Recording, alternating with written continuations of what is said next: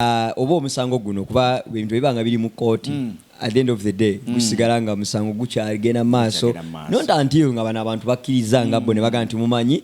tukitadde. So ne mubisettlingira out of court. Yes. Oba court nebawe ekyo kati when settling out of court court nekola ruling negamba nti mukiriziganyiza kye kino okitegeera because court yo nemba settling is out of court era etuukange ino okulaga nti ebadde egoberera n'okukkiriza nti nabakkiriza basettling out of court. So emboozi y'abaganda baffe Nambwayo Mary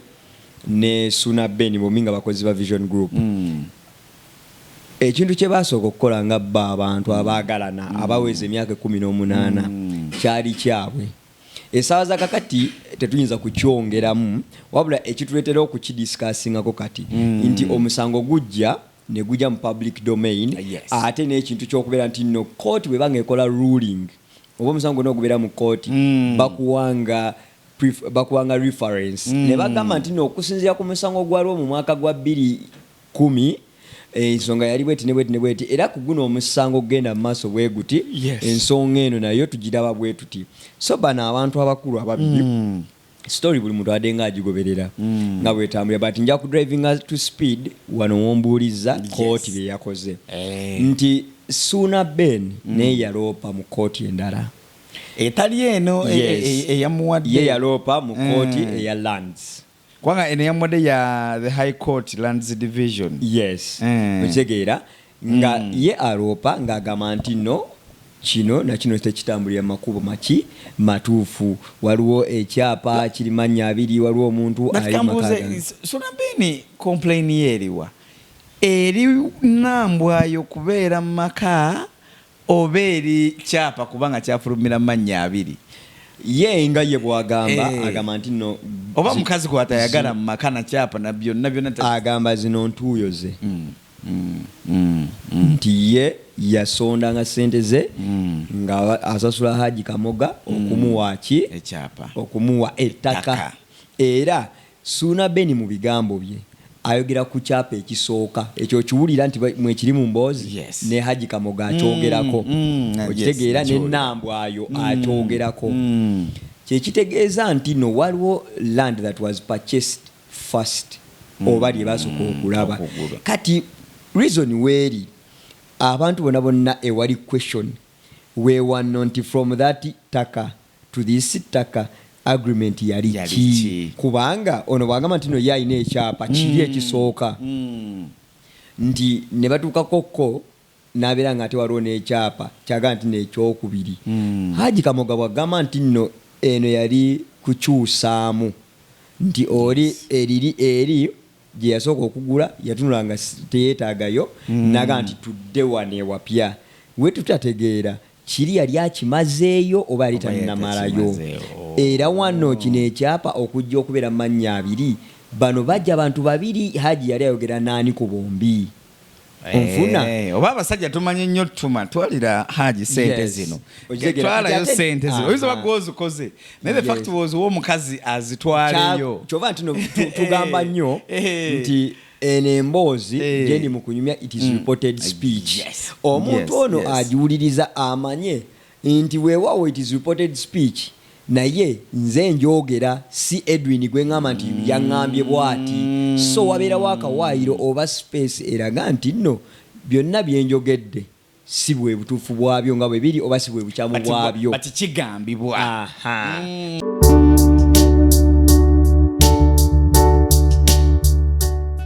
Ezinedi omukutu gwa Busesa Media nkwaniriza nnyo nate olunaku olwaleero webale nnyo kubanga okyatugoberera we back tukomyewo program twogere ku nsonga ze Edwin Kawuma Kinarwa eyako obwavu mu nsi banafa ba Arc African Cuisine Restaurant we bateekamu ensimbi bali wali ku Estel Complex ku bbiri ngodda ngadde ebwayise ojja kiraba ekizimbe wansi batundira wentebe but ku rooftop wali restaurant ya Arc African Cuisine Restaurant. Gendayo oli ekyemisana ekyeggulo ekyenkya olabire omupiira okolera birthday party so kifo kya mulembe nnyo it's a very corporate place ate kiri ku Alali kifo kya Hajati so Hajati awa nkutumiddeko Hajati Adija webali awo ku Arc African Cuisine Restaurant mwebale nnyo okututeeka mu nsimbi nga Babusesa Media. Dine with Edwin Kaumachinaro enaku z'omwezi 3 November tuli Lubaga ku Divine Village mujje tubeerewo tunyumirwe lukoba ku lukoba live band abayimbi bangi nyabageno bera ba comedian nga celebrating emyaka 12 mu ndongo so mwebanafa batugoya ku Sesa Media mbayise mujje tubeerewo mwebale ku subscribinga no kulikinga no sharinga keep sharing program tugere ku nsonga na kolani na Brandon Shaff wali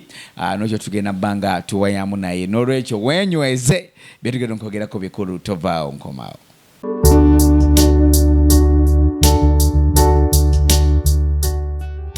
Alright, nina Brandon Shaff ku ntebe gwe tugenda kubanga tuwayamu fena Brandon your radio and TV guy gwe tuli naye buza ku bana Uganda bakulaba abana Uganda abatulaba n'abali ebweru mu diaspora mugamba mutya consultant muri stede mukama mulungi obulamu bulamu ate nsinga okuba ekikulu nti nona ko lwaleero natulukeseza ate tuongera okubanga tulubirirwa ebirungi bye twagala mu bulamu bwaffe tukyuse embeera zaffe mu buli ngeri yonna buli omu gyasobodde. Amanya Brandon Shaff TV and radio guy nga muganda wange bwagogedde mukulu wange tuwetemako emyaka nnyo okubeeranga abakulu tubasigaza Try tubale emyaka nga natandika ndi muto nayenga ani yakoza kaviri ako kavuddeyo bulungi kaviri bannaffe aba Ginger Dreadlocks Clinic awo ku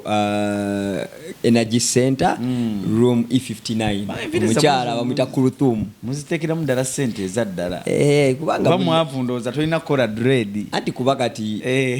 dread bwefuna enfuufu egisigaza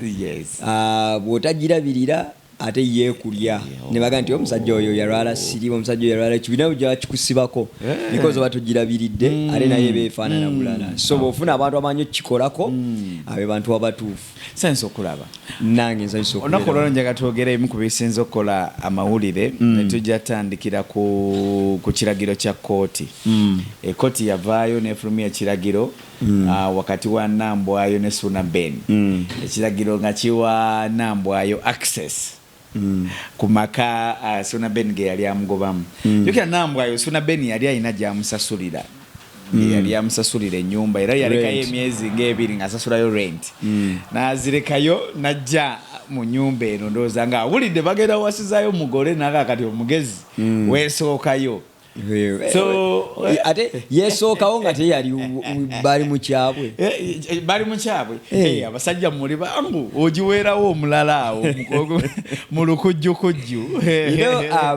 yes abatulaba nga kati lwe twali naye kyobola njagadde story eyo gikwase ggwe mwali naye tewaliko obyegaanye kale bano tukolera abantu abatulaba lwaki tuli mu kuseka about all this si kirungi kyetukola because ensonga erimu life and death fena tukimanyi bulunyo omuntu olwatono lwe baba alutadde n'alwefiriza naga nti wano wendutadde aba alabye ddala ng'obulamu bwe abwongeddeko kati gwe bogera kumakya n'omugaa nti kyowookoze kyonna nkikuggyako aba awulira nga gwe weetaga kufa yasigale nga mulamu kyova nti no twogeranye ekintu kino eno buli muntu akyogera naye mugambe nga bw'okyogedde madde nsaba ompe by'olina anti tugamba nti ebyensi bitumalyamu bwere kati ng'omugaa nti omanyi Edwin bimpe bitumalyamu bwere bimpe olaba obuzibu so eno emboozi oba omusango guno kuba ebintu ebibanga biri mu kooti at the end of the day gusigala nga musango gukyagenda maaso nonta ntiyo nga bano abantu bakkiriza nga bo ne baga nti mumanyi tukitadde so ne mubisettolingira out of court yes oba court nebawe ekyo ati when we settling out of court court nekola ruling negamba nti mukiriziganyiza kye kino okisegera because court yo nemba settling is out of court era etuukange ino okulaga nti ebadde egoberera n'okukkiriza nti nabakkiriza basettling out of court so emboozi y'abaganda baffe Nambwayo Mary ne Suuna Ben bominga bakozi ba Vision Group ekintu kye basooka okukola nga bba abantu abaagalana abaweza emyaka 18 kyali kyabwe. Essaawa za kakati tetuyinza kukyongeramu wabula ekituleetera okukidiscussingako kati nti omusango gujja ne gujja mu public domain ate n'ekintu ky'okubeera nti nno kooti bwe banga ekola ruling oba omusango n'ogubeera mu kooti bakuwanga reference ne bagamba nti nno okusinziira ku musango gwaliwo mu mwaka gwa 2010 ensonga yali bweti ne bweti era ku guno omusango genda mu maaso bwe guti ensonga eno nayo tugiraba bwe tuti. So bano abantu abakulu ababiri story buli muntu adde nga agigoberera nga bwetambulira but nja ku driving to speed wano wombuuliza kooti bye yakoze nti Suuna Ben ne yaloopa mu kooti endala etali eno eyamuwadde ye yaloopa mu kooti eya lands kwanga ene yamuwadde ya the high court lands division okitegeera nga ye aloopa ng'agamba nti no kino nakino tekitambulira makubo matuufu waliwo ekyapa kiri mannya abiri waliwo omuntu ali makaga. Suuna Ben complain yeriwa eri Nambwayo kubeera mu maka oba eri kyapa kubanga kyafulumira mannya abiri ye nga ye bwagamba agamba nti no oba mukazi kwatayagala mu maka na kyapa na byonna agamba zino ntuuyo ze nti ye yasondanga ssente ze nga asasula Haji Kamoga okumuwa ekyapa okumuwa ettaka era Suuna Ben mu bigambo bye ayogera ku kyapa ekisooka ekyo kiwulira nti mwekiri mu mboozi ne Haji Kamoga akyogerako okitegeera ne Nambwayo akyogerako kyekitegeeza nti no waliwo land that was purchased first oba lye basooka okulaba kati reason weeri abantu bonna ewali question we were not from that taka to this taka agreement yali ki kubanga ono bwagamba nti no yalina ekyapa kiri ekisooka nti ne batuukakokko n'abeera nga ate waliwo n'ekyapa kyaga nti n'ekyokubiri Haji Kamoga bwagamba nti nno eno yali kukyusaamu nti oli eri gye yasooka okugula yatunula nga teyeetaagayo naga nti tudde wane wapya we tutategeera kiri yali akimazeeyo oba yali tannamalayo era wano kino ekyapa okujja okubeera mu mannya abiri bano bajja abantu babiri Haji yali ayogera naani ku bombi onfuna oba abasajja tumanye nnyo twalira Haji sente zino twalayo sente zino oyinza bagwozi koze naye the fact was omukazi azitwaleyo kyova nti tugamba nnyo nti emboozi gendi mu kunyumya it is reported speech omuntu ono agiwuliriza amanye nti weewaawo it is reported speech naye nze njogera si Edwin gwe ngamba nti yaŋŋambye bwati so wabeerawo akawaayiro oba space eraga nti nno byonna bye njogedde si bwe butuufu bwabyo nga bwe biri oba si bwe bukyamu bwabyo kigambibwa so sibeera penalized ku ekyo kati ne wali bw'abanga yali ng'atuma mukyala we oba girlfriend oba maama w'omwana we nti twalangayo seerezi n'eno kati alina kumanya yali yagamba ki Haji Mukazi asobola okugamba nti tuguze poroti yaffe yino anti kuba kati bw'owuliza emboozi eyo yonna nti omuwala yali asinga okumanya Haji era olwo ne bigambibwa nti relative we kiba kitegeeza nti nno omukulu ayinza okuba nga alinga tatuukayo nga ye ng'ayinza okuba yasooka okutuukayo olunaku olwasooka okulaba ettaka then ne bakkiriziganya ng'ebyasigalira abirekera girlfriend okubeera nga yakola ki yatwalayo obuyambi naye nga ate waliwo n'emboozi endala ejja nti mu kugula wano omuwala owokubiri ewali we bakayanira nti omuwala yasooka okukwata ssente ezize yayinawo ezabuliwo n'asasula start ezigambibwa zesikakasa zesiwakanya $7,000,000 okutandika okitegeera so situation egenda mu maaso kati bw'okibalabala kyonna bwe kiri emboozi za mirundi 3 waliwo eya Suuna Ben etali kiriya mawulire okitegeera waliwo eya Nambwayo gye yagezaako okunnyonnyola era paka nakati akyaginnyonnyola ne wabaawo eya Haji Kamoga aguza nayo nebeerawo kati ebyo byonna emboozi ezo ezibeerawo tuyingira tutya ekkooti ng'omu aloopa nti nze nagula wano nzekka lwaki waliwo ekyapa kiriko abantu babiri first case eyo gitwala nti Suuna yaloopye ne wajja omulala n'agamba nti twabonaabona fembi twatandika fembi era n'omwana tulina n'omwana nze mbeerewa oyo ye mukyala kakati Haji Kamoga yasigala wakati kubanga yalinda mwe mumala okwewaayo yajjanga mujulizi what really happened kati esawa zakakati kooti kyeyatunuulidde kooti ye tenatunuulira ani yasasula ki ani yakola ki kooti esinze kutunuulira ono wamuzaalamu ayina omwana wo era mu biragiro kooti bye yataddewo ekisookera ddala omwana talina wasobola kubeera nga waliwo ewaka omwana tasobola kubeera bweru kyekisookera ddala kiba kitegeeza oba mwagala oba temwagala omwana akole ki alina okubeera ewaka ensonga endala abantu bonna b'olina ewaka baveewo bamalako omukyala emirembe twalaba emmotoka bye bagikuba twalaba engeri gye bamufulumyanga yo kooti ekulembeza humanity buntu bulamu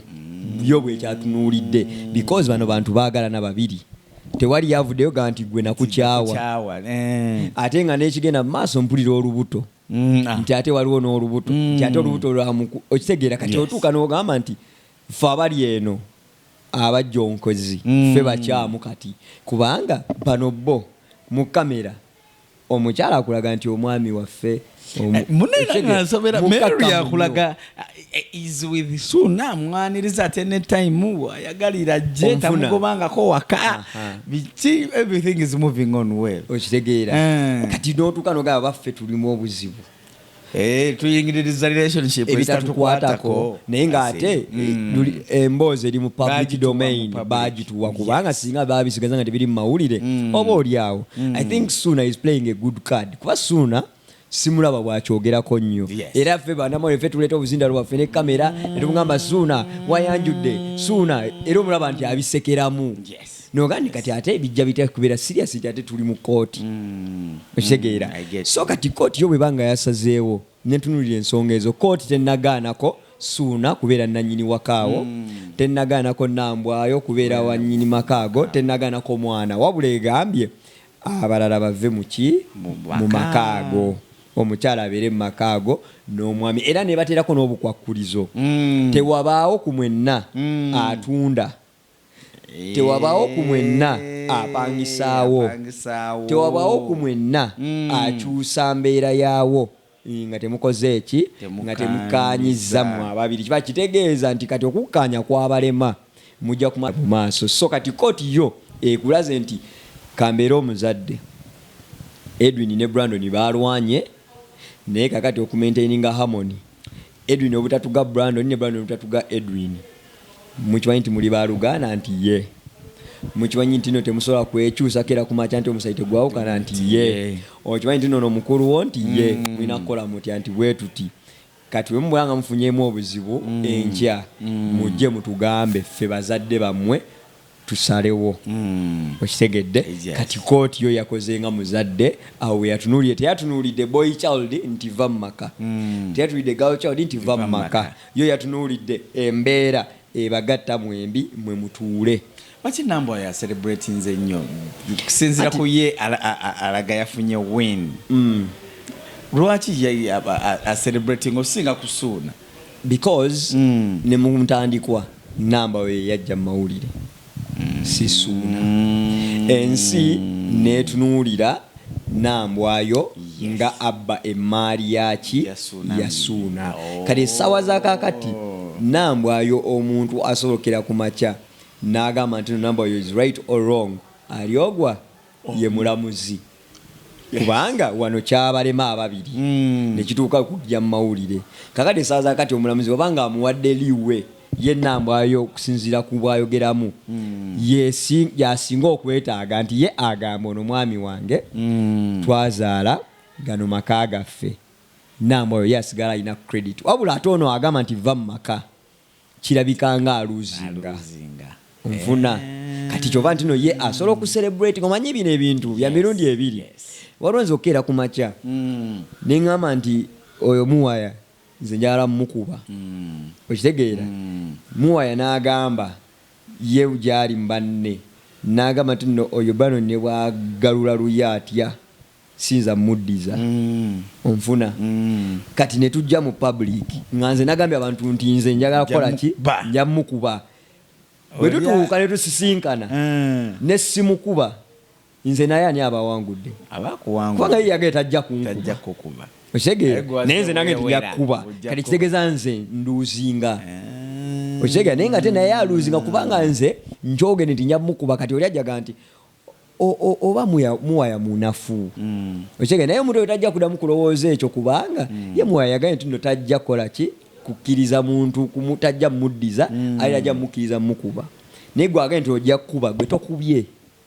kati gwe babanja gwe yadde alina okukuba ne bano ababiri bakyali mu relationship okusinziira bwendaba abeetolodde Suuna engeri bapikamu ekintu balaganga ewatakyali mukwano ate bwendaba omukazi engeri gyayogeramu alaga akyali mukwano omungi ne bbaawe which is which ku bombi I feel there is one of them who is not ready to eat the humble pie omanyi ekisinga okukuuma okwagalana kw'abantu if one is ready okugamba nti omanyi Edwin take it on wangula ku lwaffe kitera nnyo okuzibwalira abantu okitegeera kyoba nti no oli akugamba nti kooti y'amaka ebeera mu kisenge kubanga tebasuubirayo muntu mulala agenda kugamba nti Edwin ye yeetonze nti gundi yeetonze kisigalamu mmwe naye kati essaawa zaakakati ani ali ready okulitinga the humble pie akwate essimu ye akubire munamugambe mukwano nsonyiwa byonna ebibadde bigenda mu maaso naye jangu tutule twogere tannalabika nti n'oli omulala eyandibadde akulaga nti no ali ready yakugamba agikuba nze nja gikwata naye ye tali ready gikuba okitegeera kati that humble pie bwe buzibu kubanga nze sigenda kera kumacyangambe nti no relationship yabwe yaweddewo kumanyi lwaki bayinamu omwana ono w'olubuto sijja mukonfaminga nja kutunuulira oli omuzaalo already okitegeera kubanga kisolokera ku makya ne tudda mu mboozi endala baga nti ate olubuto si lwono ate okitegedde kati ekyo okireka kubanga tekinnabeera approved kati nze nensigala wano ne ŋŋamba nti nebukera ku makya ne buddawa ono taata wa mwana ono maama waki bonna koti yabakkiriza okujja ewaka ensonga nga tuzirekere famire tongere zetegereza enkeera kooti ng'enemaze eri kooti nayo yali emaze okuyita nayo yakola ruling eyayo kye nasembayo okuwulira nti ate omukulu teyalabikako ne balooya be naye ate omukyala yali aweereza balooya be so I'm yet to confirm what really happened kubanga Suuna by that time ate yali ali wala kubanga ne mweno kooti ng'esalawo teyaliiwo kubanga baamukubira essimu ng'ali walala so kiba kitegeeza nti there is a ruling that still continues omuntu asobola okweyongerayo n'aloopa ewalala ne bamuwuliriza kale okutwalize wamu ensonga za Suuna Ben ne Mary Nambwayo bwezityo bwe ziyimiridde as per now ffe katongere okwetegereza engeri gye biri mu kooti tetujja sukkawo nnyo because matters in court oluusi okola omusango contempt nga tetunaba kweyongerayo okugamba nti no tezinasukkawo kino kibeera ekyakuyiga eri abantu babiri abaagalana both ku saidi y'omulenzi ne ku saidi y'omuwala nti bw'obanga ogetinze into such negotiations ng'osazeewo mukole ekintu mwembi babiri mubeeko we muwandiika wabeewo buwandiike nti nze Brandon njagala gundi naye tukkirizganyiza tutandike obulamu bwaffe bwe tuti kuba ensi gye tulimu essaawa za kakati mwe muli abantu abaagala okutwala ebintu bya bannaabwe mu ngeri y'ekiyaayaye mwe muli abantu abaagala okulaba entuuyo za bannaabwe babalekera awe bali nti omukyala agambye nti twabonaabona ffenna onvuddemu omulala tabaddemu bintu ye ajje ye yagalire mu ekyo kati wemba nga mulina empandiika omuntu atuuka naga nti webanga biganye tugudebedde okukkiriziganya mu maaso eyo tukole bwe tuti twawuzemu wakati twala kino ntwale kiri okitegeera naye nga naffe abasajja era tukitunuulire naffe era mu anga endala nti obanga owulira olituuka ku makya ng'omuntu oyo tomwetaaga kola ebintu bw'omu kola ebintu bw'omu omukyalo omuleete omuteeke mu maka abakyala tubajje oba tomwagala nnyo tubajje mu bintu byaffe mu maali yo batwakakaya otegera kubanga nti ne maali eyo nyini gyoyogerako kasita omuzaalamu afuka part of kasita omuwasa ne waba tali ku biwandiiko afuka part anti waliwo ekintu ekibeera by default okitegedde waliwo ekintu ekibeerawo by default era lumu tujja kujja tunyumye ku bintu by'amateeka bennyini ojja kutya nnyo nti ebintu by'osuubira ate si bwe bibeera okitegeera nti nina kimu ekinnuma simanyi lwaki tebakkiriza abasajja gabana ku maali ya mukazi singa tulwadde bafumbo babiri nga nina ebyange byenkoze ng'omuntu mbikoze naawe omukyala olina ebyo by'okoze ng'omukyala achievement ebyo by'ofunye mayumba amataka biki bwetwawukana gw'ogaba n'ebyange kati nze lwaki sigabana ku bibyo naawe by'okoze mu primary bakyusiza ku syllabus okugamba abaana nti Mommy and daddy they are the family heads. Oba bakyagamba nti daddy ye family head. Tubeere nnyo nga ffe tulabirira abakyala. yanzege fe Busesa Media African Cuisine Restaurant batekamu ensimbi wali eri ku bbiri Wandegeya Estate Complex waggulu ku rooftop weri gena yo osobola okubanga ate obawagira mu ngeri y'enjawulo kijaba kya mulembe nnyo then ate nga 3 November to dine with Edwin Kawumakinalwa erubaga ku Divine Village otugenda okubeera ate nga alumu ennaku zomezi nga lumu December ku World AIDS Day. Yes, World AIDS Day. Tugenda kubeera ali ku Power King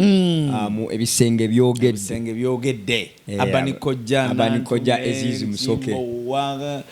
line up ye gye twategese mukiwanise kati mugenda tubuulirira genda kwogerako eri abantu tubabuulire ebintu bye balina muwaya batubonyaabonya tubabuulirire kubanga gwatwalabye ate omukulu wa Equatorial Guinea amaanyi gonna gego kati bamuya atwagala tubasindikire eyo bamanye nti baba omukulu wa Pro Max okkiriza wa Pro Max omukulu oyo naye nga katulabe gye binaagenda kale webale nnyo webale ddala tukwagaliza olunaku olulungi tova ku Busesa Media mweraba.